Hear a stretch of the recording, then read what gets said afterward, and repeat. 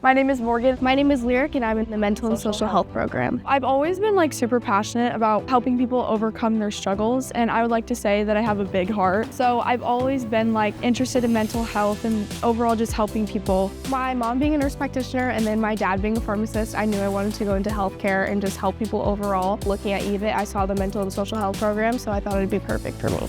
In the Mental and Social Health Technician program, you'll be introduced to the world of social work and mental health care. You'll learn clinical interviews, therapeutic intervention strategies, patient care planning, and record keeping.